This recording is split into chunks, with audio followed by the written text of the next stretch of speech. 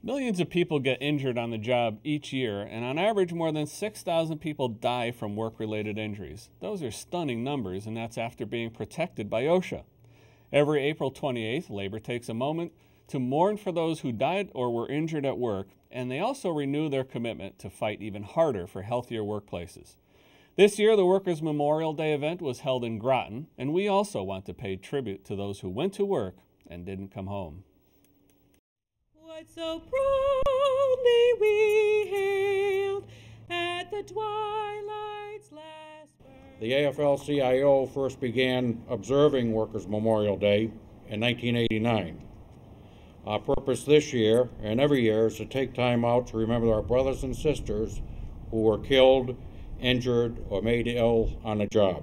When we look at Workers' Memorial Day, the motto is Mother Jones is, to mourn the dead and fight like hell for the living. And I think what we really need to understand, more important than ever, that we're going to have to fight like hell. People's memories are short.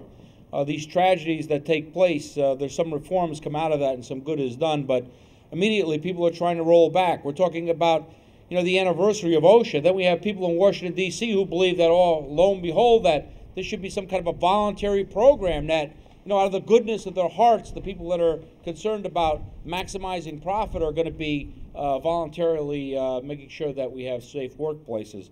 I think it's important that we get all of our representatives to understand, whether it be at the national level, at the federal level, or here in the state, that workplace health and safety is something that needs to be improved. But it's sad that we, as working men and women, must set a day aside to remember those who have been killed, have been injured, or made ill in the workplace. If we look at statistics, 10 years ago there were over 6,600 workplace injury fatalities nationwide. It is thought that the number of fatalities from occupational illnesses is significantly higher because the onset of medical symptoms and deterioration of health that develops over a much longer period of time, up to 20 or 30 years, keeping track of those numbers of illnesses is difficult at best. Occupational fatalities from workplace injuries have remained essentially the same in Connecticut over the last 10 years, approximately 40 per year. That's 3 deaths per month, almost 1 occupationally related workplace death every week. These skilled workers helped build lasting monuments in our nation. They were innocently unaware of the fatal disaster which would befall them as they journeyed to their jobs. For this alone you should bless and guide them, for they will no longer be with us.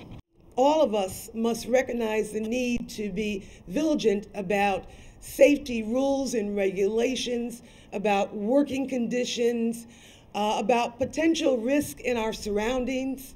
The government realized that companies left on their own will tend to underestimate dangers in an effort to boost profits. This led the Nixon administration to create OSHA to set forth rules and regulations to govern safety in the workplace and to employ staff to regularly inspect workplaces and to fine those employers that do not live up to the guidelines. The current administration, in its efforts to eliminate workers' rights and maximize corporate profitability, has gutted OSHA. They have reduced its budget, not replaced inspectors, thereby reducing its staff, and repealed safety rules for workplaces. They have made it easier to ship jobs overseas, creating an environment where more and more work must be done faster and faster to lower the cost of products so that they can be sold in a global marketplace. If you're at a workplace where the management is cooperative and wants to work with you, if you're a union rep, boy, take advantage of that, because there's not that many of them. You get on board with that and do anything you can to make it safe for your workers. You're someplace where they don't want to do anything to work with you, well, you pick that telephone up and start making those complaints, because the OSHA's not coming any other way. We ought to change leadership at the very top of our government in Washington, D.C., so that we have effective enforcement of our OSHA laws across the country, rather than relying on any state official to do so. Beginning with sunset tonight, there will be 364 days before we again reconvene here.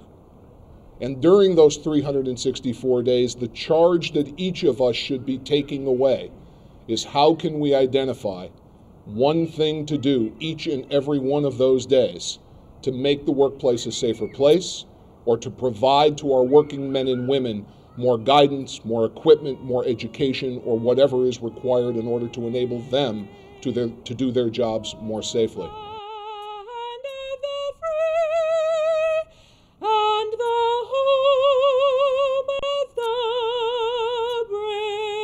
Let's pray for the dead, but fight like hell for the living. When you look at the death and injury statistics, and they are proportionately down since OSHA was implemented, you begin to wonder about a new application of the label for Weapons of Mass Destruction, or WMD. Well, Workers' Memorial Day, another WMD, is an appropriate time to renew the commitment to end the terror of death or injury at work. You can find out more about safe jobs at our website at ctatwork.org.